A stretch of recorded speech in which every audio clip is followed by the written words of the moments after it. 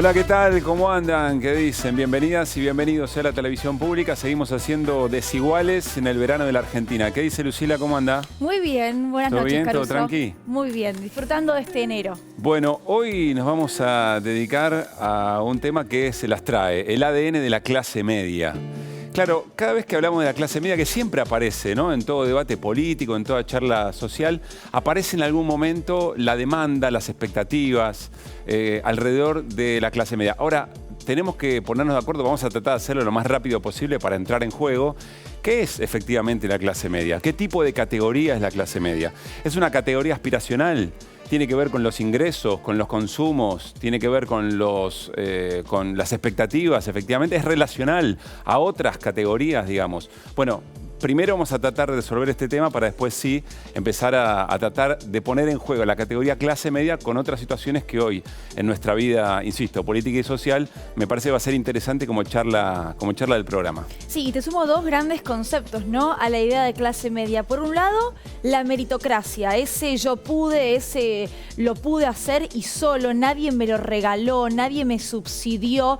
Y vos, si no lo tenés y si no llegaste es porque no pusiste el esfuerzo necesario. Y por otro lado, el concepto del miedo, ¿no? Un miedo que rodea a una clase media, por un lado, en el sentido de perder eso que adquirió, perder eso que tiene y que hoy le pertenece o a lo que pertenece. Y por otro lado, un miedo al desorden, un miedo al conflicto que, querramos o no, es inevitable en el mundo en el que vivimos, en la sociedad en la que vivimos, con lo cual miedo y meritocracia, dos conceptos, dos palabras que se mezclan también, Pablo, en este debate y que por otro lado le dan como condimento final a todas estas ideas que estamos arrojando, la política. Digo, ¿por qué la política quiere hacer pie, siempre quiere pisar, tener tierra firme en la clase media? Hay una operación política, para mí de las más efectivas en los últimos tiempos y quizá mucho más, que tiene que ver con hacer aparecer el interés de unos pocos como el interés de las grandes mayorías, digamos, ¿no? Y de ahí deriva quizá una frase muy conocida que es que la clase media suele votar en contra de sus propios intereses, recogiendo el guante de lo que decía recién Lucila, en el cruce de la clase media con la política. Pero yo agrego otra cosa más. Hablar de clase media nos invita, disculpen si alguno lo cree anacrónico, nos invita a hablar de lucha de clases. O pregunta, ¿hablar de clase media es una manera de ocultar también hablar de lucha de clases en un momento político donde esto en general no aparece en las discusiones más mediatizadas, si ustedes quieren? Bueno, por ahí también tenemos ganas de llevar un poco la charla, Lu. Interrogantes sobran. Como verán, en esta noche vamos a estar aquí acompañados por Daniel Lipovetsky y por Jorge Altamira y como siempre por nuestro compañero Darío Stanraiver. ¿Cómo va, Darío? ¿Cómo andan? Muy bien. ¿Qué dice, querido? Muy contento, gracias. La verdad que estaba escuchando lo que venían diciendo. Esto parece una clase de la facultad, así que estoy chocho de toda la disquisición teórica, conceptual, pero también bien del trabajo de campo que hay alrededor de lo que le sucede a la clase media argentina. Yo quiero empezar con una cuestión semántica. Vieron que la palabra media, el adjetivo media, siempre se lo usa ligado a cierta ambigüedad, a cierta indefinición. Pensaba en la idea de edad media. Vieron que la palabra edad media, el concepto, en realidad es acuñado por los modernos para decir que entre la antigüedad y la modernidad no hubo nada. Los 1000 años de la Edad Media son catalogados solo como un intermedio. ¿Por qué? Porque hay una decisión de minimizar ese proceso. O sea, el adjetivo media muchas veces es usado en términos de minimización. Otro uso que quiero rescatar es un uso que como docente, estoy más que acostumbrado, que es la idea de enseñanza media. El famoso secundario. ¿Saben por qué al secundario se le dice enseñanza media?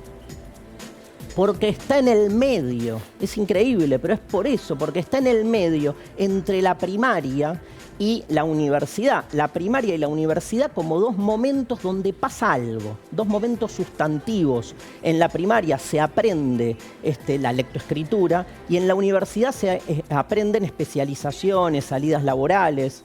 ¿Y en la secundaria qué?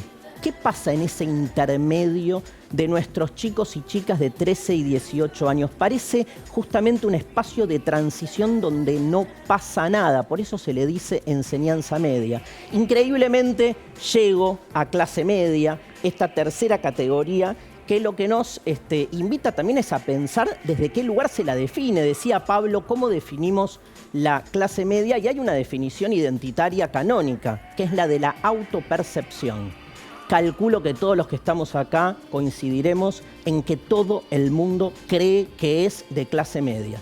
Vos ves a alguien que está en la peor pobreza y le preguntás de qué clase sos y te dice clase media baja, baja, baja.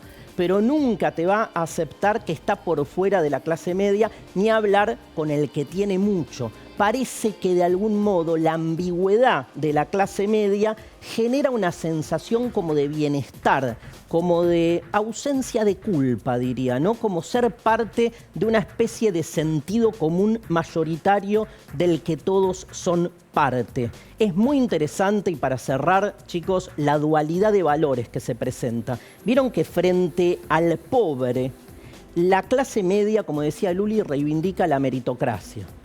Ahora, frente al rico, la clase media reivindica que no todo es económico. Siempre se está moviendo pragmáticamente en términos de lo que es su sustantividad. Dejo esta pregunta abierta. ¿Hay algo sustantivo que defina la clase media o es al revés? ¿Es un modo de no querer colocarse en ninguno de los dos extremos?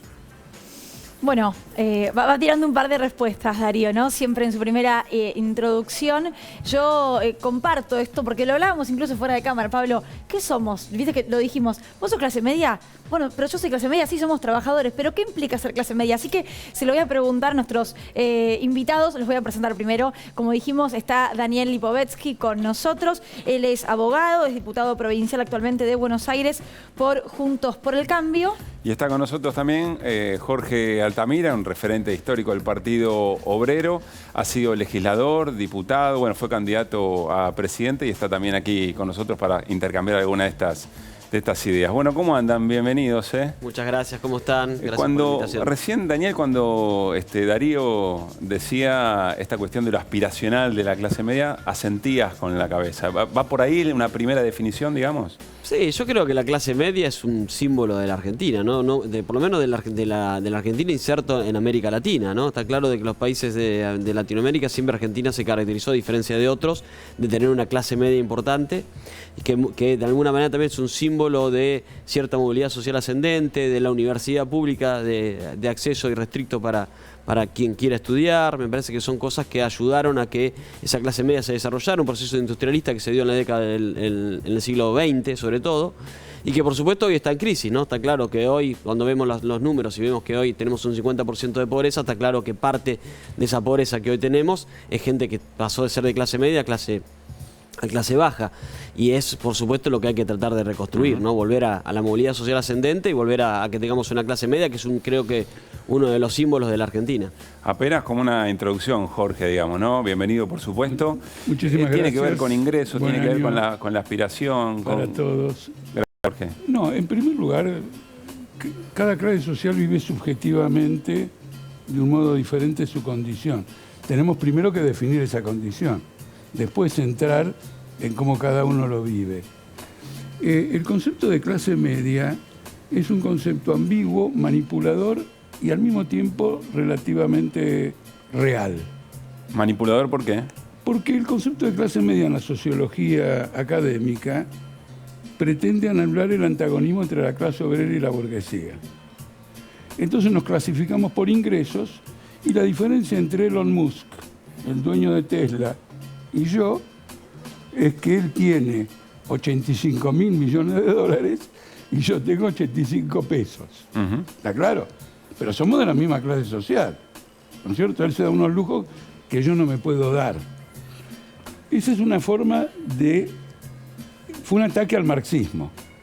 Claro, te iba a decir que la lucha de clases, ¿cómo se inserta en esa definición? ¿No es cierto? Que es una estructura. Pero hay algo de real.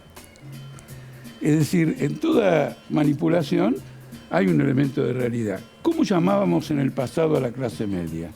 Pequeña burguesía. Era el dueño de un pequeño emprendimiento. Y lo que lo caracterizaba es que era independiente. ¿Por qué digo esto? Porque hoy hablamos mucho de las pymes, pero en realidad la inmensa mayoría son tercerizadas, subcontratistas de las grandes empresas.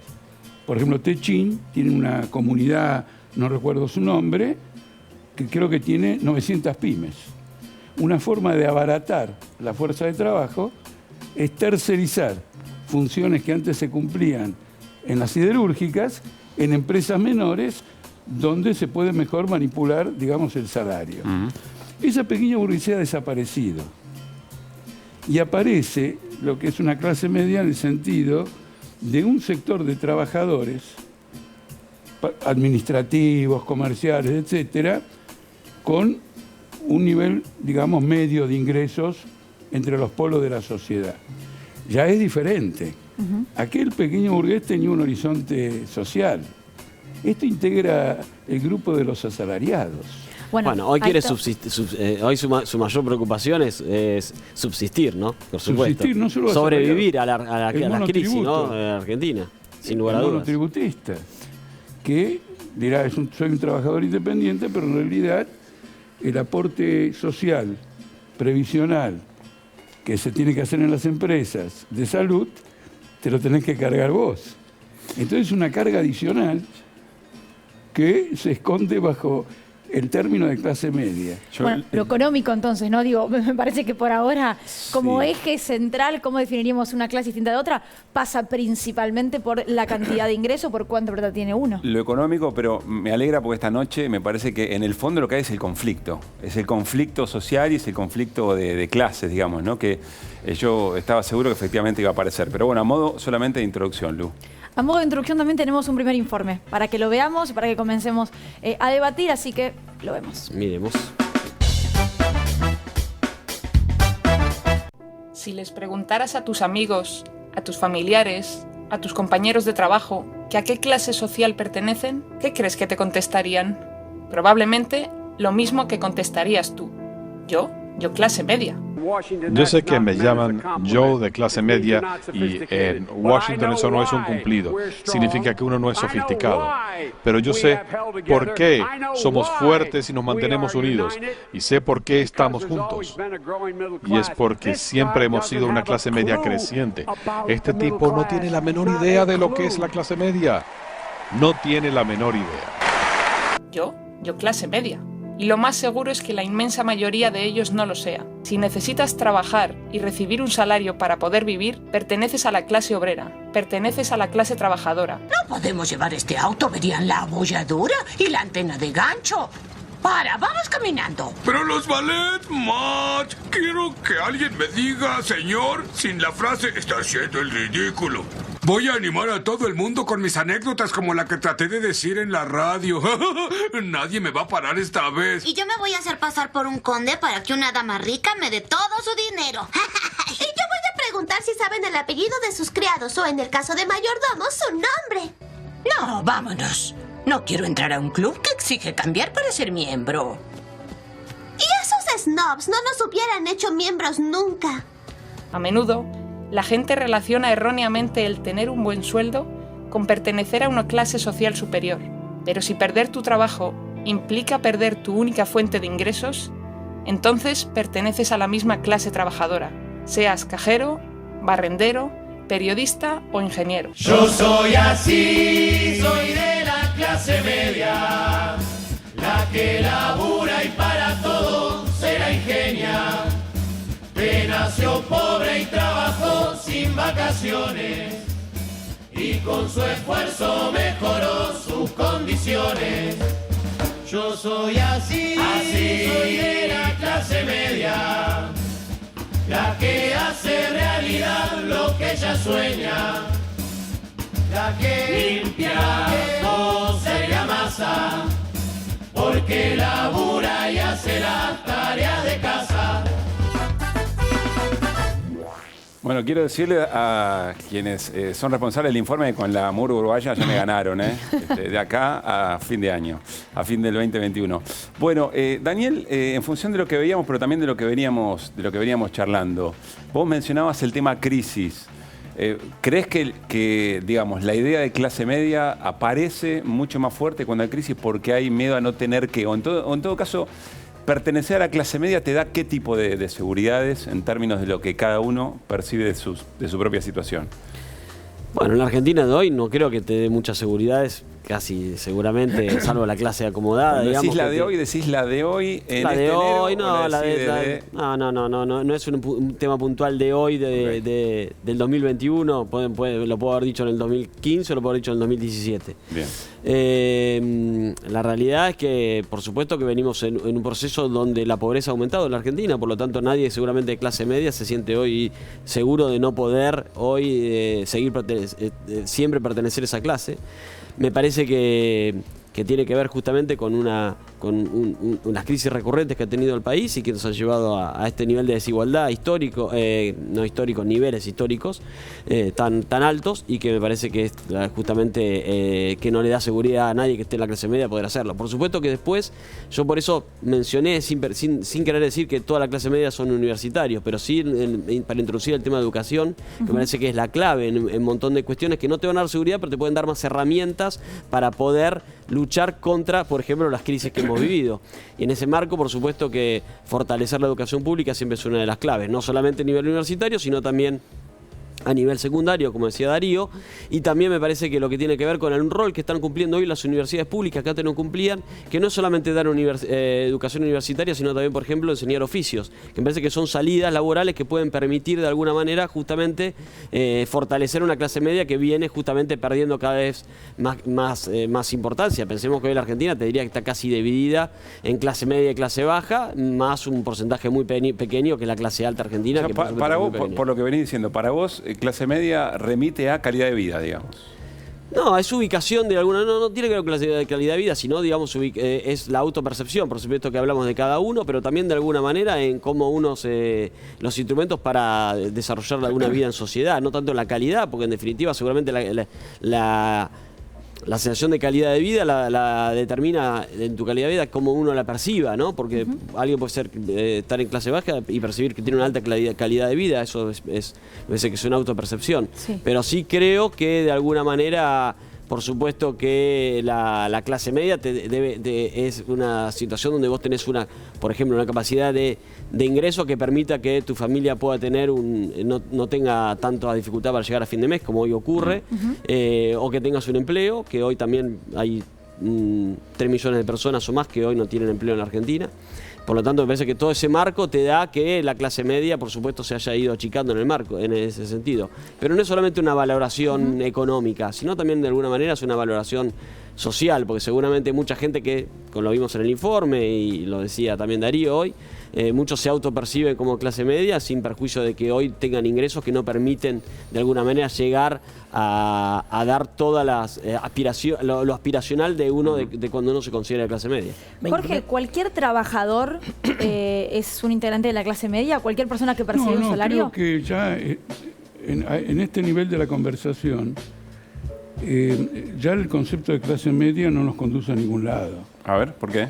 Porque ¿qué importa que uno gane más, el otro gane menos? Podemos conversar toda la noche sobre eso. El valor de analizar a las clases de otro modo es explicar el conflicto social, el desarrollo social y el conflicto político. Es decir, yo me veo con tal aspiración. ¿Qué significa para la sociedad argentina ese fenómeno? ¿Cómo intervengo? Le voy a dar un ejemplo. Hay un obrero que gana 150.000 pesos, es especializado. Y hay otro obrero que gana, digamos, la mínima de 30.000 pesos. Forman parte de un colectivo. Nunca ese ganaría los 150.000 pesos solo por su calificación, sino porque pertenece a un colectivo que en conflicto con la patronal, la empresa o lo que fuere, desarrolla intereses comunes. Y naturalmente, el que tiene menos calificación va a ser remunerado por debajo del que tiene mayor calificación, pero es un colectivo que interviene. Y en la medida que interviene, modela la conciencia social. ¿Tiene algo, Jorge? ¿Tiene algo de disolución del conflicto? Tal como te estoy escuchando, como que el concepto de clase media me remite incluso a la frase de Marx del opio, ¿viste? Como que tiene un efecto hasta narcotizante de pero decir... hace poco... De ocultar el conflicto, dice Darío. Pero hace poco fuimos más lejos que eso. Acá todos fuimos enseñados en la escuela primaria el pueblo quiere saber de qué se trata, ¿cierto? ¿Se acuerdan? 25 de mayo, el Cabildo, el pueblo quiere saber de qué se trata. En esta lucha de ideas, la palabra pueblo desapareció y vino la palabra gente. La gente dice, la gente va, la gente... ¿Qué es la gente? Es un concepto completamente abstracto. La clase media no se Ustedes son identifica, gente, yo soy gente, todos somos gente. Pero ¿cómo nos relacionamos las gentes entre nosotros? Que es la construcción de la sociedad, del conflicto y de la superación de las contradicciones. ¿Por qué? Si un exportador agroindustrial deja el dinero en las cuentas de Nueva York o en Londres y eso perjudica ostensiblemente a los trabajadores, a la clase obrera, etcétera, tengo definido un conflicto. Si me ocultan las cuentas de una empresa y me dicen que no están ganando, cuando ganan como nunca, pero lo dicen para bajar el salario del trabajador, tengo un conflicto que va a intervenir en todo eso. La caída de los ingresos de la clase media asalariada está vinculado a lo que le está ocurriendo al conjunto de la clase obrera. Diría que casi es dependiente de ella. A ver, aguanta un cachito de Jorge. Quiero preguntarte esto, porque Jorge plantea algo que, por lo menos para mí, es sumamente interesante, que refrenda un poco a Darío. O sea, hablar de clase media a veces nos puede llevar al problema serio de esconder el conflicto de clase, digamos, ¿no? Vos, desde la formación político-partidaria que tenés, que no se lleva muy bien con esas categorías, digamos, ¿cómo recibís lo que dice Jorge? Parece que, a ver, los conflictos en la Argentina, conflictos de clase que en la Argentina existen y han existido, también integra la clase media, participa la clase media. Incluso los conflictos sociales que han surgido un montón de veces en la historia de la Argentina, muchos han tenido una participación muy activa de la clase media. Por lo tanto, yo no sé si definirlo como que la clase media oculta esos conflictos. Me parece que participa de alguna manera. Después, por supuesto, puede ser un análisis más filosófico de la teoría marxista sobre si eso es exactamente la definición teórica del conflicto social o del conflicto de clases, pero sin lugar a dudas que esas teorías que quizás fueron elaboradas en sociedades donde la brecha entre ricos y pobres era enorme y la clase media era muy embrionaria, en la Argentina tiene una diferencia que justamente que la clase media, que hay una clase media importante que participó de muchos conflictos sociales, incluso muchas veces de alguna manera posicionándose, por ejemplo, a favor de la clase obrera. Jorge decía clase obrera, o decir la clase baja, como quiera definirlo. Se me ocurre el cordobazo, por dar solo un ejemplo. Ahora, me surgen dos preguntas. Voy a ir a la primera. ¿Clase obrera como tal, como clase social, existe en la Argentina o hablamos de clase baja? Porque traduciéndolo al inglés y demás, se puede hablar de una clase trabajadora. ¿Pero en Argentina existe una clase social que es la trabajadora o es una baja y media? Pero primero creo que va a ayudar a poder ser más claro. Acá no se trata de que la clase media esconde conflictos. La clase media no esconde ningún conflicto. El concepto de clase media es para que visualicemos no a un sector que vive de su trabajo y que es objeto de explotación por parte de alguien que es dueño de ese trabajo, que puede ser un comercio, un banco, un empleado bancario, un funcionario bancario, un comercio, etcétera. No es la clase media la que oculta eso. Es esta manipulación ideológica de no estructurar a las clases sociales en función de un proceso de producción. Este es el punto central. El FMI, que debe compartir la idea de que todos somos clase media, cuando va a los bifes, no aplica a la clase media. Quiere una reforma laboral que prácticamente lleve a cero la indemnización por despidos, flexibilice el trabajo, facilite este teletrabajo en términos de que los costos del teletrabajo recaigan sobre el individuo que, digamos, realiza ese teletrabajo. Quiere una reforma previsional que afecta a los trabajadores al cabo de su vida laboral. Es decir, todo lo que quiere el FMI, en función de los grandes intereses, tiene que ver con un sistema de explotación. Entonces el tema es el siguiente: ¿vivimos en una sociedad que se basa en la explotación o vivimos en una sociedad donde tenemos aspiraciones para ingresos, entonces yo no entiendo por qué tenemos que estar en conflicto. Porque créete una cosa, si vos ganás más que yo, me importa un bledo. Pero usted cree Si que el ese problema es pensamiento- ese, Pero, Alan, mira, porque ¿usted cree finalmente cada uno ganará diferente. Otra cosa, la universidad. Yo he ido a la universidad como parte de la clase obrera. Y el fenómeno en los años 50, 60, etcétera, era el ingreso de trabajadores a la universidad, donde se capacitaban. Lipovetsky hizo una observación que me interesa destacar. Se refiere a que la universidad te enseña oficios. Eso forma parte de toda una orientación de los años 70 en adelante que consagra la descalificación del título académico. Entonces, por ejemplo, en muchos lugares que no se paga arancel para ingresar a la universidad, el ciclo hay un ciclo de 3 años, ¿no es cierto?, que te da un título de oficio o lo que fuere, y empieza el arancel después. Ahora, lo aspiracional no es quedarme en el oficio. No, claro. Quiero tener, digamos... Entonces, fíjate que la política educativa, previsional, laboral, económica, reposa enteramente sobre un sistema de explotación. ¿Valen las categorías que lo ocultan? No valen. Está muy bien. Quiero una dale. cosita nada más. No, que Antes del segundo informe. Daniel decía muy bien, provocativamente, que algo de las categorías marxistas ya no explican la realidad contemporánea.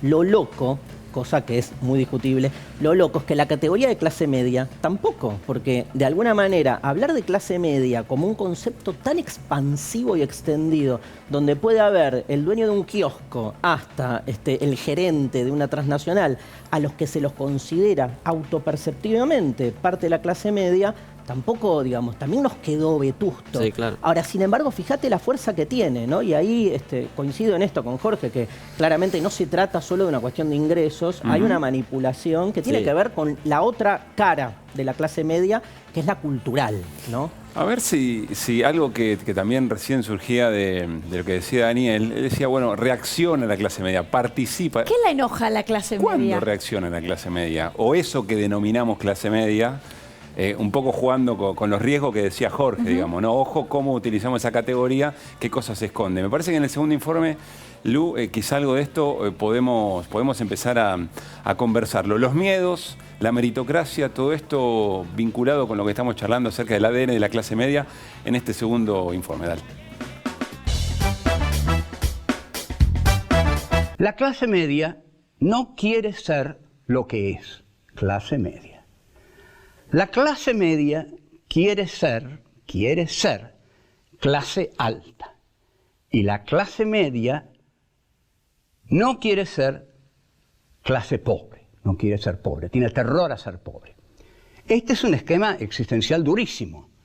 ¿Por qué? Porque la clase media no quiere ser lo que es, no quiere ser clase media. Quiere ser algo que no va a ser nunca, clase alta, y tiene mucho miedo de ser algo que no es, pero puede ser, clase baja. La clase media ha progresado en base a su propio mérito, esfuerzo, trabajo. La clase media lo sabe y se siente muy orgullosa de lo que ha logrado. Pero también la clase media necesita más seguridades y más oportunidades. Yo diría que tiene que reconocer que su destino está más cerca de las clases pobres de lo que cree, porque las clases altas gobiernan exclusivamente para ellas y si necesitan mandar a las clases medias a la pobreza, las van a mandar. ¿Quién no se considera de clase media, media baja? En todas sus modalidades, media baja, media... ¿Hay alguien que no se considere de clase media? Que levante la mano. ¿Y quién se considera de algún tipo de clase media? Venga, levantar la mano, a ver. Bueno, veo que todos, ¿no? Trabajo en una verdulería, trabajo 10 horas al día. Yo no terminé el secundario, pero soy de clase media. Soy carnicero, no terminé el secundario y soy de clase media. Soy obrero, gano más que un docente y soy de clase media. Tú para ti mismo, tú quieres tenerte en estima, ¿no? Tú no quieres pensar que eres la persona que ves durmiendo en la calle, entonces va un poco por ahí el tema también. Aunque estemos en una clase mucho más baja, intentamos aparentar incluso con ropa de marca, con falsificaciones, siempre el querer aparentar. Y desde entonces hay algo que también es muy propio de Argentina y que no aparece en otros países, que es que un sector de la propia clase media o de los sectores medios siente un desprecio muy fuerte por la propia clase a la que pertenece, ¿no? Me parte el alma ver gente pobre. ¿A vos no? Yo no tengo nada contra los pobres, ¿viste? Todo lo contrario. Creo que necesitan ayuda y protección. Habría que dar techo, trabajo, protección y bienestar a los pobres. ¿Para qué tanto? Bastaría con esconderlos. Me encontré con una conocida que me dijo lo siguiente.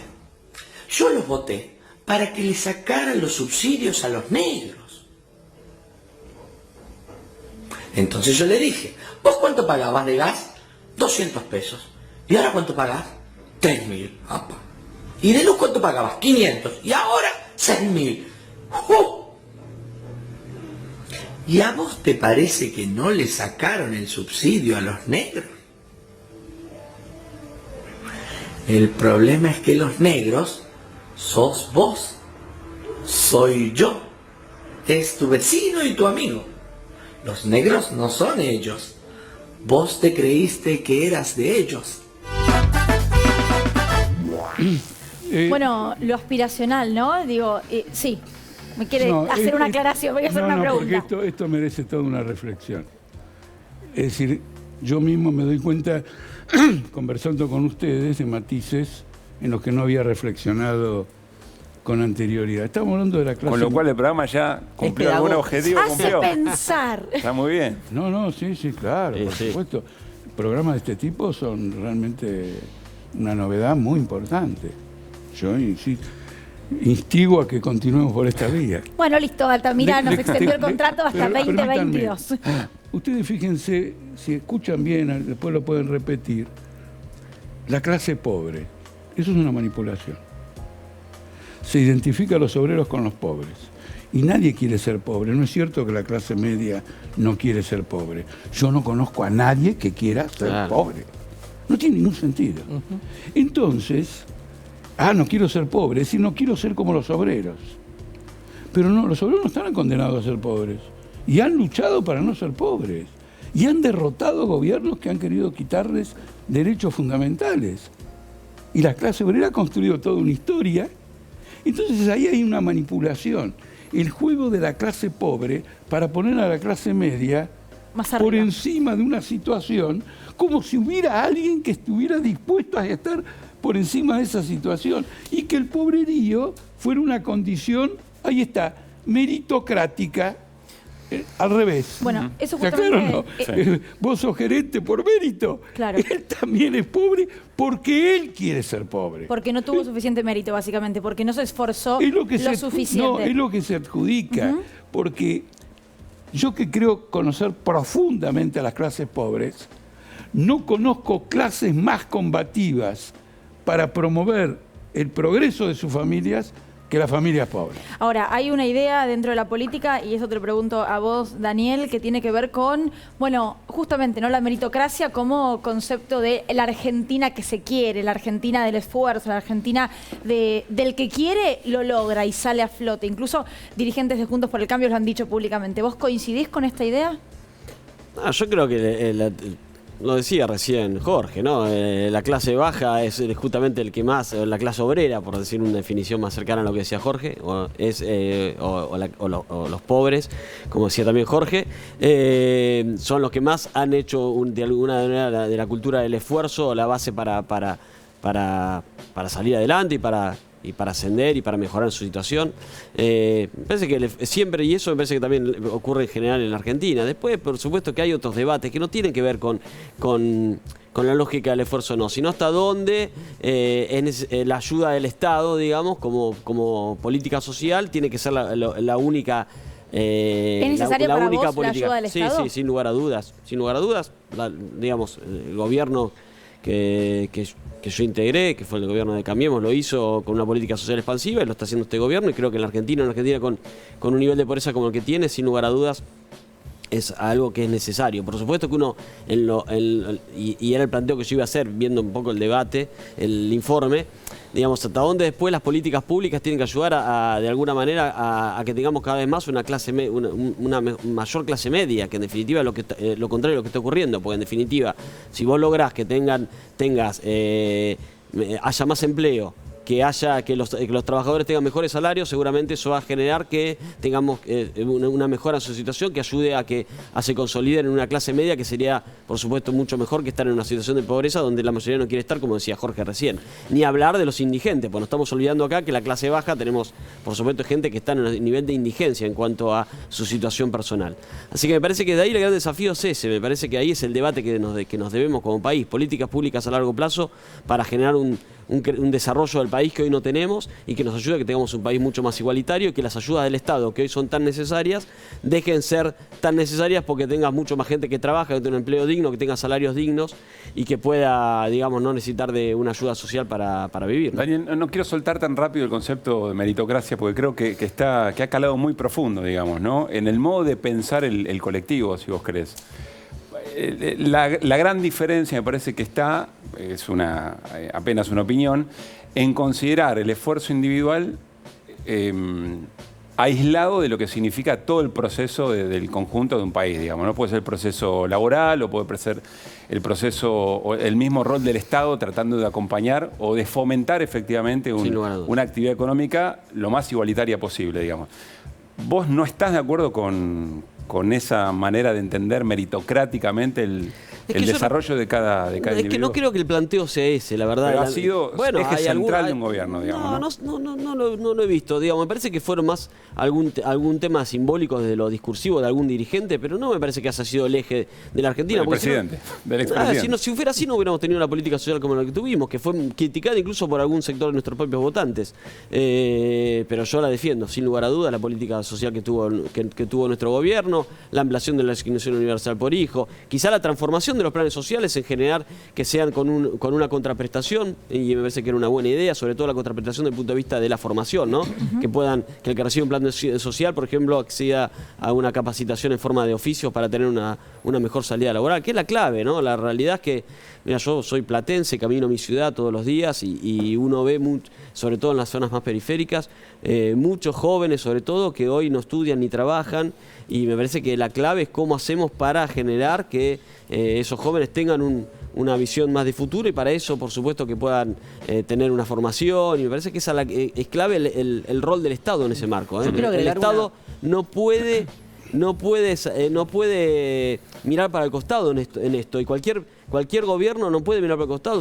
Es parte de las políticas públicas un Estado presente en ese marco, que incentive, que apoye, que ayude, y me parece que está la clave. Las soluciones individuales en un país con la desigualdad como tiene Argentina son imposibles para mí, en mi opinión, salvo casos muy particulares que puedes encontrar. Uno mirá este ejemplo, pero es un caso de los cientos de miles que no tienen las mismas condiciones por un montón de razones, que no las tienen y por lo tanto necesitan de alguna manera el acompañamiento desde el punto de vista de las políticas públicas. Quiero más que nada volver al tema de las ambigüedades. A mí me parece que se juega mucho la idea de la ambigüedad de esa clase media que por un lado es meritocrática, Pablo, lo vemos, estamos de acuerdo con esa idea, pero hasta un límite, ¿viste? Porque tampoco en la clase media hay una idea así de ultrameritocracia economicista. Digo, no quieren ser oligarcas. O sea, no hay un límite, hay una frontera frente a lo que me parece que se juegan otro tipo de valores, como que frente al millonario la clase media dice esto es mucho, ¿viste? O sea, siempre, obviamente una diferenciación con la pobreza, siempre, ¿sí? Pero también una diferenciación con el otro extremo. Se juega algo en esa ambigüedad. Lo mismo lo que marcaba Daniel es re grosso en relación al Estado. Para la clase media, para la cultura de clase media, vale siempre mucho más el mérito individual que el subsidio del Estado. Sin embargo, hay lugares donde no se duda para la clase media que el Estado tiene que intervenir, estar presente. Por ejemplo, la universidad pública, por ejemplo... sí, hoy la salud, digamos. La salud. Entonces, esa ambigüedad, como medio jorobaba yo al principio, es muy, para mí, detentatoria de esta idea que, como decía Jorge al inicio, rompe la idea de clase, porque justamente clase media en términos conceptuales es medio un oxímoron, porque no tiene dónde encajar. Porque la idea de clase es, ¿sos dueño de los medios de producción o no sos dueño de los medios de producción? Y entonces ese concepto de clase hace que la idea de clase media se la vea claramente como una manipulación. No, quiero señalar esto. En el tema de la meritocracia quiero señalar dos aspectos. El primero, uno obvio, disimula a los que tienen una riqueza absurda. El dueño de Amazon, el dueño de Tesla, etcétera, es mérito. De ninguna manera. Te financiaste en el mercado, la Reserva Federal te dio subsidios, a tasa de 0% de interés, emisión monetaria. Hay todo un sistema. Ustedes saben que los norteamericanos han recibido 1 billón de ayuda social, 1 billón nuestro, no, 1.000 millones de ayuda social, y las grandes empresas y los bancos, 25 billones. ¿Dónde está la meritocracia? Dame 25 billones a mí y yo te demuestro lo que hago con la meritocracia mía. La clase capitalista es un fenómeno social. Se desarrolla y crea sus relaciones. El que nace ahí tiene meritocráticamente más posibilidades de tener una casa de campo, estadísticamente, que el que nace en otra clase social. Ese es un aspecto. Ahora, el que llevó a la práctica el concepto de meritocracia, realmente el único que se animó a ir a fondo fue Pinochet, que realizó uno de los objetivos más importantes de la clase capitalista, que es la abolición del convenio colectivo de trabajo, para ir al contrato individual. Cada uno se vale de sí mismo. Mano a mano con la empresa. Mano a mano con la empresa. El colectivo empresa trata individualmente con los trabajadores. Y entonces, ¿cuánto gano yo? Lo que te merezcas.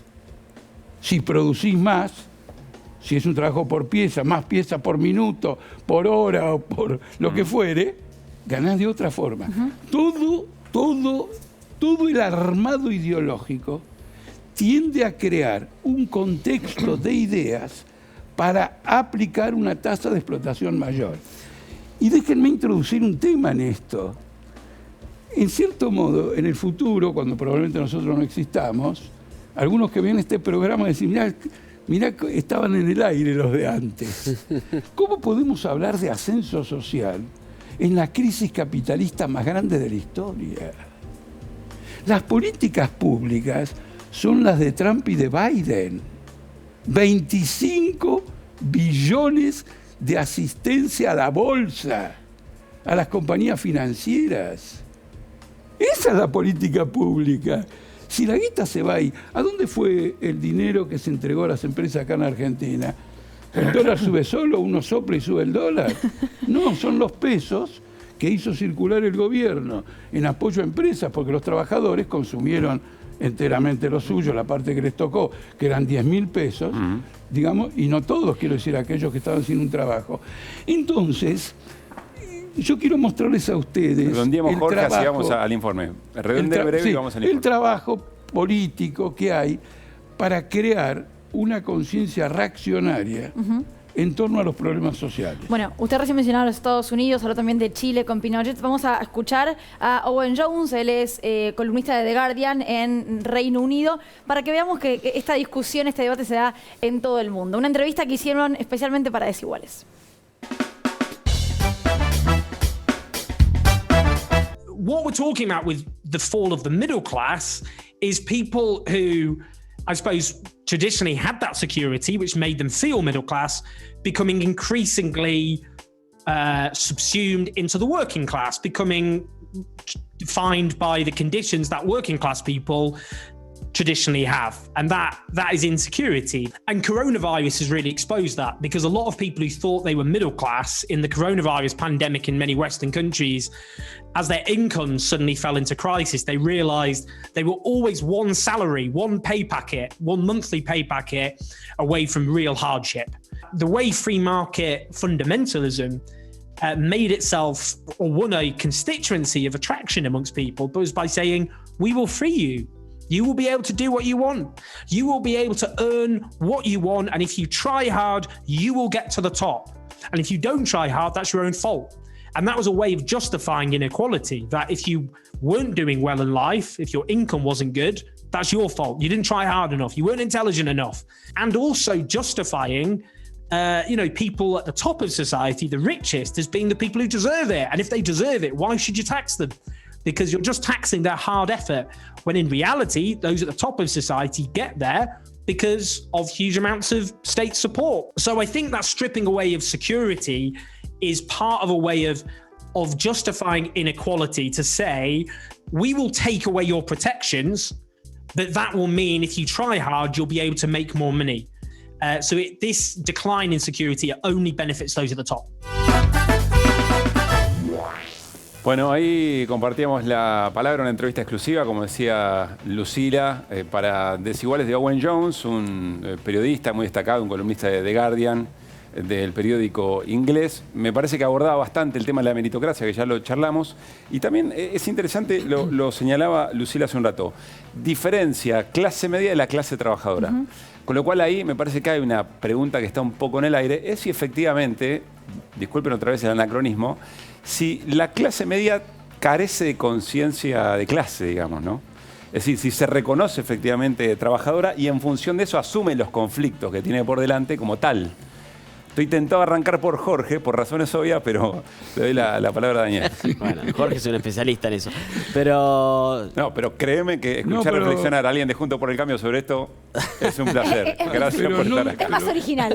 Sí, pero no den por descontada la respuesta que les voy a dar. No, para nada. Nos sorprendés. Yo creo que sí, digamos, pero, a ver, vamos hasta a nivel numérico, digamos. Está claro de que hay muchos trabajadores que por su nivel salarial son de clase media y por lo tanto, si lo considerás desde el punto de vista estadístico, sin lugar a dudas lo hay. Después, desde el punto de vista de los conflictos sociales, yo no tengo ninguna duda que ha pasado sí, que tiene conciencia de clase, incluso conciencia de clase solidaria. Creo que la solidaridad en la Argentina es algo que hay que destacar. Nosotros a veces somos muy autocríticos en general como sociedad, ¿no? Pero me parece que la Argentina ha demostrado un montón de situaciones de solidaridad, que somos una sociedad solidaria. Lo hemos visto en este año, dificilísimo, y realmente en un año que podrían haberse producido conflictos sociales graves, porque por supuesto que quedaron muy expuestos, lo marcaba el periodista, pero lo decía desde Inglaterra. Imaginemos, trasladémoslo a la Argentina, ¿no? Digamos, con la diferencia de niveles de ingreso per cápita, etcétera, y de nivel de desarrollo de las sociedades. Entonces, de ahí me parece que la Argentina es un pueblo solidario, y en eso, por supuesto, la clase media tiene conciencia de clase y ha acompañado un montón de situaciones donde justamente quizá no lo afectaban tan directamente, pero sí afectaba, por supuesto, a los sectores de más vulnerables de la Argentina. Y me parece que de alguna manera las políticas públicas que se desarrollan tienen que ver con eso. La gente, cuando elige sus representantes, los elige pensando en eso. Y no por algo la Argentina tiene una política, los gobiernos que han pasado, nuestro gobierno también lo incluyo, y por supuesto el anterior, el de Cristina Fernández de Kirchner, y el actual, tiene una política social expansiva, sin lugar a duda, activa y presente. Pero ahí hay Entonces tema, me parece que de ahí es de alguna manera lo que la mayoría del pueblo argentino decide cuando elige. Después con matices. Sí. No en todo vamos a coincidir, nosotros tenemos mucha diferencia con el gobierno actual, sin lugar a dudas. Pero hay ciertas cuestiones que me parece que hoy en la Argentina, la asignación universal por hijo que implementó la expresidenta Fernández de Kirchner fue una propuesta original de Elisa Carrió, que hoy pertenece a Juntos por el Cambio. Por lo tanto, me parece que ahí hay cuestiones que tienen que ver con que la mayoría del pueblo argentino valora a quienes de alguna manera tienen una política social y conciencia social, sin lugar a dudas. Eso, Daniel, me lleva directamente, y ya le voy a dar la palabra a Jorge, a la pregunta de si la clase media entonces es la que te define la elección. La clase media es la que te hace inclinar la balanza por un lado o para el otro, dependiendo de qué, además. No, eso, por supuesto que en un país donde casi el 50% de alguna manera se considera o es de clase media, sin lugar a dudas tiene un peso electoral importante. Pero yo creo que la elección se define entre la clase media y la clase baja, así que está claro, pero por supuesto que siempre uno tiene que poner el eje en estos dos sectores, sobre todo, ¿no? Que son ¿La clase alta siempre va con la derecha? ¿Está dado por hecho? No necesariamente. Muchos ejemplos de empresarios de clase alta que hoy apoyan al gobierno. Hay un montón de ejemplos. Daniel, así que no necesariamente es así. Políticamente, ¿coincidirías que la clase media políticamente se autopercibe de centro? o progresista, diría yo. No sé, progresista, yo creo, mira, me parece que hay de todo. Me parece que la clase media hoy expresa las divisiones de la sociedad, ¿no? Esta división hoy profunda, sobre todo la famosa grieta. Me parece que la clase media pasa eso. O sea, hay una clase media de izquierda y una clase media de derecha sí, también. Digamos. En definitiva, a mí no me gusta mucho la izquierda y la derecha como definiciones estrictas, ¿no? Porque en definitiva me parece que hoy en general la sociedad argentina tiende a evitar los extremos. Me parece que hay un gran parte. Después, por supuesto, hay gente que apoya un extremo y otro, pero en general me parece que la gran mayoría tiende a evitar los extremos y yo estoy de acuerdo con esa línea. Y me parece que en definitiva en los resultados electorales se ve eso. Tanto en el 2015 como en el 2019, los gobiernos que apostaron a la polarización perdieron la elección. Tanto el kirchnerismo en el 2015 como en el 2019 nuestro gobierno apostaron a la polarización y perdieron. Quiere decir que la mayoría valora más los candidatos que son más de centro y eso me parece que es clave en cualquier política, digamos, de comunicación política, ¿no? ¿Por dónde arrancará Altamira a contestar? Yo lo único que quiero decir es me gustaría pedirle a la producción que no dejemos de pasar el tercer informe, que para mí, para este momento de la charla, es muy rico. Pero la estrella pide informes, llegamos, bueno, pide informes a ver si ahora. podemos, Albano, ¿qué le pasa? A ver si podemos llegar. Observaciones. Sí.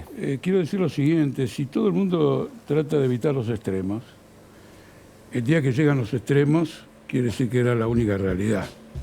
Porque trataron de evitarlo y no pudieron. ¿Está claro? Primer punto. Son las rebeliones populares que recorren. No, yo dije la mayoría, igual no todos, pero bueno, está bien. Son las rebeliones populares, hemos visto Estados Unidos, Brasil, Europa. Es un reguero. Según una estadística, hemos batido como humanidad el récord histórico de movilizaciones en el mundo. Nunca se han registrado tantas movilizaciones como en los últimos 5 años. Esto es una cosa francamente impresionante. Este es el primer, digamos, aspecto que quiero señalar, digamos, como un aspecto El tema polémico. es reivindicando qué, El otro Jorge, aspecto ¿no? es el siguiente. La asignación universal por hijo ni la inventó Carrió, ni Cristina se la copió a Carrió. La asignación universal por hijo es una propuesta del Banco Mundial. Y el Banco Mundial apoyó con 400 millones de dólares. Entonces viene la reflexión siguiente. El capitalismo se da cuenta que no va a poder resolver el problema del empleo, que va a ser cada vez más grave. Entonces ha establecido una línea de asistencia que consiste en el pobrerío permanente, porque hay que distinguir la asignación por hijo, el seguro del desempleo, etcétera, como recursos ante momentos de crisis, que como ideal de desarrollo social. Acá se está postulando como ideal de desarrollo social. ¿Y quiénes lo postulan? Los que no quieren pagar el impuesto a la riqueza. Entonces uno se pregunta, ¿no querés pagar el impuesto a la riqueza? ¿Dónde cree que va a salir la plata para la asignación por hijo? Hay un doble lenguaje, una hipocresía absolutamente increíble. No paga, subfacturan las exportaciones, sobrefacturan las importaciones, hacen toda clase de maniobras para vaciar al Estado, le enchufan una deuda externa de 400.000 millones de dólares y después dicen, este es nuestro modelo de política pública. No, el obrero tiene que vivir del salario y ese salario, el mínimo, tiene que ser igual al costo de la canasta familiar. Y a ningún obrero, y acá tengo presente a mi propio padre que fue el primero que lo vi, quiere asistencias. Ninguno. Porque vos no construís una familia, ni le das por venir a tu hijo, digamos, como jefe de familia, mediante asistencias. Querés establecer un modelo de trabajo, perseverancia, etcétera, etcétera. Es decir, salario mínimo igual al costo de la canasta familiar. Esto no, esto es una pobreza creciente. Yo digo lo siguiente, ¿cuál es el éxito de las políticas públicas si los niños ya están en el 45% de la pobreza? No, ninguno. Eso, no hay nada para celebrar, Jorge. Pero, es otra la vía para ese desarrollo. Pero para que tengan empleo hay que generar empleo también. Para que tengan todos los trabajadores pero hay que generar el empleo. Hay que trabajar para eso. Para eso es la política pública. Si no generan empleo. En segundo lugar, la gente no votó a Macri en el 2019 porque Macri se radicalizó, polarizó, etcétera. No, fue la destrucción, fue un acto de destrucción masiva. La bomba que no tenía Saddam Hussein la tuvo Macri. Fue un derrumbe fenomenal, compuesto de gente meritocrática que llegó a sus posiciones violando la Constitución. Por ejemplo, teníamos un presidente del Banco Central que nunca tuvo acuerdo del Senado. Teníamos un hombre, nunca tuvo acuerdo del Senado, Sturzenegger. Y después vino otro tampoco. Ojo que Marcó del Pont tampoco. No, macanudo. Pero los que manejan el patrimonio de este país no tienen aval de la Constitución argentina, pero tienen aval de los grupos financieros. Sí. El vicepresidente del Banco Central era un hombre de los fondos internacionales, Gustavo Cañonero. Era una cosa absolutamente increíble, trabajó en el Deutsche Bank. Quiero decir Jorge, lo siguiente. Te pido breve así. Quiero mostrar lo siguiente. Si tenemos que mirar el problema en su totalidad, hay una sociedad que sobre los fundamentos actuales se derrumba y los escombros caen profundamente entre los trabajadores. La última idea, las conciencias de las clases. Mientras la decís tu última idea, Jorge, voy a invitar a Daniela que se acerque a nuestra ventana o pizarra a escribir un concepto, una palabra, una idea sobre lo que es la clase media, sobre lo que le dejó este programa. Así que, Daniel, podés pararte, tranquilo, dale, no hay disprolijidades acá, está todo bien. Y Jorge, ahora sí, la última idea. No, quiero decir, la conciencia política, esa conciencia de clase media, etcétera, en épocas de crisis oscila violentamente, también en la clase obrera. Oscila violentamente, por ejemplo, como consecuencia de una derrota, como consecuencia de un retroceso.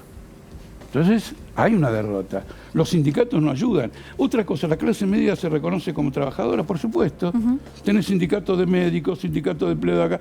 Tenés casi todas las ramas laborales organizadas en sindicatos, vinculadas a una central sindical que puede no gustarte, pero que identifica históricamente a lo que ha sido el movimiento obrero, simbólicamente. Sí, pero muchas veces se manifiesta en contra del modo de lucha que tiene la clase trabajadora. Digamos. No, a veces más radical. Los médicos de los hospitales están haciendo en plena pandemia, y acá tenés otra meritocracia. Sí. Ser médico no es un mérito. Sí, pero y el tipo tiene que salir a la calle porque no llega con el salario. Pero no ha sido muy habitual, no ha sido muy habitual ver a cierto sector de profesionales liberales expresarse de esa manera. Jorge, lo invitamos a que vaya a nuestra pizarra a firmar y a ver si encuentra esa palabra o tres palabras. Ahí está allá. Y ahora, Darío, querido. Te escuchamos a vos, Darío. No, o sea, impresionante las distintas posturas. Falta todo un tema a desarrollar que teníamos pendiente, que tiene que ver con lo que llamamos la cultura de clase media, que tiene que ver con ciertos valores, prestigio, el acceso al consumo y también una relación con el acceso al consumo en términos de goce también. Digo, podemos también disociar la idea de clase media con cierta lectura por ahí más pequeña burguesa en el sentido más tradicional, como comentaba Jorge, y pensar, digamos, a una clase obrera empoderada, con capacidad distributiva, redistributiva y de acceso al goce. Me parece que en ese sentido el término tradicional de clase media perdería algo de su sustancia, pero bueno, nos engancharía con otra lógica, que es las políticas de bienestar. ¿Qué pasa con eso? Lo último, amerita un programa sobre meritocracia entero, ¿no? Sí, yo creo que sí. Por favor. Yo creo que sí. Hagamos algo con la producción. Llamadita a la producción, sí. Exactamente. Voy a leer lo que escribieron, tengo cuentos de lentes de contacto, así que puedo hacerlo.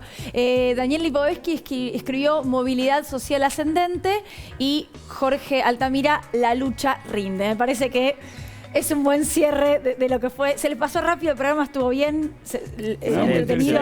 Hablaron un montón, ¿no? Hablaron un montón. Un programa para abrir las cabezas, muy provocador. Además, para pensar, hay un está bueno. de investigación muy llamativo, muy... Gracias. Vamos, bueno, nos están echando. Nos fuimos, sí. Nos reencontramos el próximo lunes. El lunes que viene, 22 horas. Adiós, buenas noches. Que pasen bien, gracias. Gracias.